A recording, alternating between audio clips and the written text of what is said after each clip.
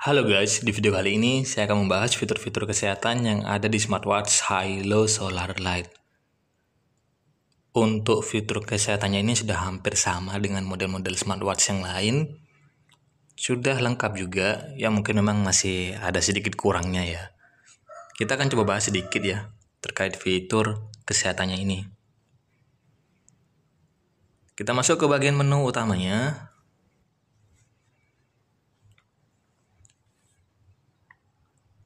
Ini ada mode olahraga. Kalau untuk mode olahraganya ini ada 100 mode olahraga yang bisa teman-teman gunakan. Menurut saya sih untuk smartwatch ini tuh sudah worth it ya. Untuk dijadikan koleksi juga. Karena memang untuk harganya ini sudah sesuai dengan fitur-fiturnya. Jadi untuk fiturnya itu sudah sangat lengkap ya. Ada fitur olahraga.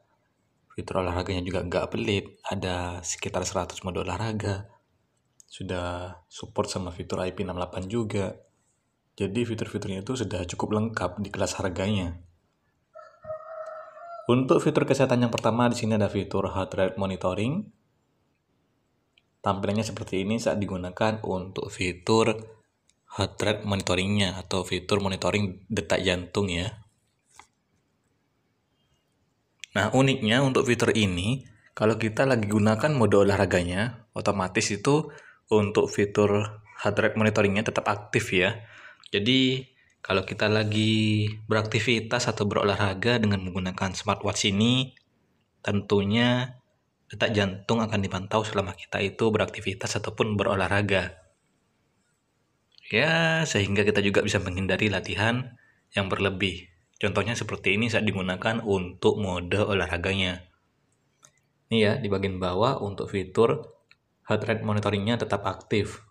Tapi untuk hasilnya, ini saya tidak mengatakan kalau sudah akurat ya, atau mungkin sudah sangat akurat. Karena apa teman-teman? Ini tuh bukan perangkat alat medis ya. Jadi nggak bisa kita jadikan sebagai patokan untuk hasilnya itu sudah sangat akurat atau mungkin ya sudah akurat lah ya. Tapi ya setidaknya dengan menggunakan smartwatch ini, kita tuh bisa menggunakannya untuk sekedar memantau atau mengecek kesehatan tubuh kita. Ini ada fitur juga, fitur kesehatan lainnya yaitu fitur blood oxygen teman-teman. Jadi untuk mengukur kadar oksigen dalam darah tubuh kita. Nih ya, untuk mengukur saturasi oksigen dalam darah. Ini juga sama, untuk hasilnya saya tidak mengatakan kalau ini sudah sangat akurat ya, atau mungkin sudah akurat. Jadi dengan menggunakan fitur ini tuh bisa memantau kadar oksigen dalam darah. Ini cukup menarik ya.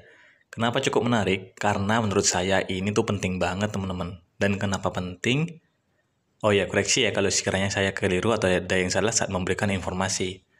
Jadi kalau misalnya kadar oksigen dalam darah tubuh kita itu menurun dan dibiarkan, itu akan terjadi gejala seperti lemas, kulit pucat, sesak nafas, dan gejala lainnya. Dan umumnya nih, menurunnya kadar oksigen dalam darah itu tanpa tanda gejala. Sehingga kita juga harus rajin untuk memantau, mengecek berapa nilai saturasi oksigen dalam darah tubuh kita. Saturasi oksigen dikatakan normal jika berada di angka 95% sampai lebih. Nah, makanya dengan menggunakan smartwatch ini, kita jadi tahu kadar oksigen dalam darah tubuh kita. Jadi ya dengan menggunakan fitur ini, itu akan memantau secara non-stop, sehingga kita juga bisa menghindari dan meminimalisir terjadinya hal-hal buruk pada tubuh kita. Seperti itu ya. Tapi untuk hasilnya, saya tidak mengatakan kalau ini sudah sangat akurat atau mungkin sudah akurat ya teman-teman ya. Ini untuk fitur kesehatannya dia cukup lengkap, ada fitur breathing exercise juga. Ini fitur latihan pernafasan. Di sini untuk fiturnya teman-teman tuh bisa setting atau pilih untuk waktunya. Mau pilih kalian gunakan selama 1 menit, 2 menit, sampai 5 menit.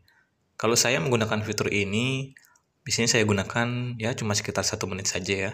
Nanti kalian akan diberikan instruksi untuk mengikuti prosedurnya. Di sini nanti kalian akan dimintai untuk tarik nafas secara perlahan-lahan, lalu tahan, dan hembuskan nafas secara perlahan-lahan. Tentunya dengan menggunakan fitur ini bisa membuat kita itu lebih rileks ya, lebih tenang, lebih terkontrol lagi. Dan tentunya fitur-fitur kesehatannya itu pastinya berguna juga untuk kita gunakan di sela-sela aktivitas sehari-hari seperti itu ya.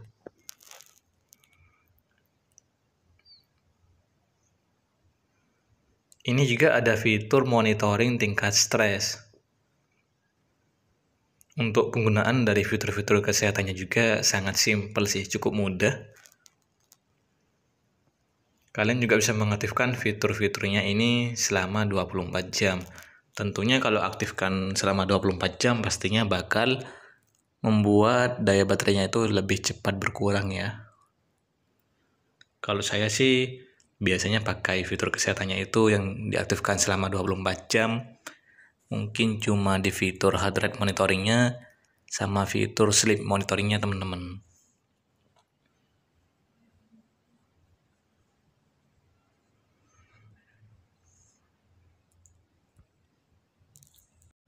Saya suka sih dengan smartwatch ini karena memang untuk smartwatch high low solar light ini itu fitur-fiturnya sudah cukup lengkap, apalagi baterainya itu sudah sangat awet. Diklaim mampu bertahan sampai 20 hari. Bahkan untuk pilihan watch face-nya ini sudah sangat banyak. Tersedia kurang lebih 100 tampilan watch face yang bisa teman-teman gunakan. Oh ya, ini juga ada fitur step ya. Jadi dengan fitur step ini kita bisa mengetahui teman-teman seberapa banyak atau seberapa jauh kita itu berjalan atau melangkah selama 24 jam. Nanti bakal ke-record di sini ya. Ini langsung merecord dua sih. Yang pertama ini record harian yang di bagian atas. Terus yang di bagian bawah ini record mingguan teman-teman. Untuk hasilnya sih nggak tahu ya ini akurat atau enggak.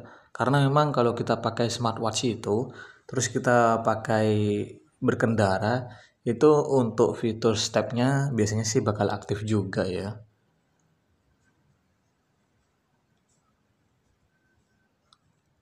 Nah ini untuk fitur stepnya selama saya menggunakan smartwatchnya. Contohnya seperti ini untuk tampilannya. Ini ada fitur sleep monitoring juga. Jadi dengan fitur sleep monitoring ini itu bisa memantau kualitas tidur. Jadi bisa membantu untuk menentukan kebiasaan tidur yang lebih baik lagi ya. Nanti bakal tercatat di tampilan fitur sleep monitoringnya.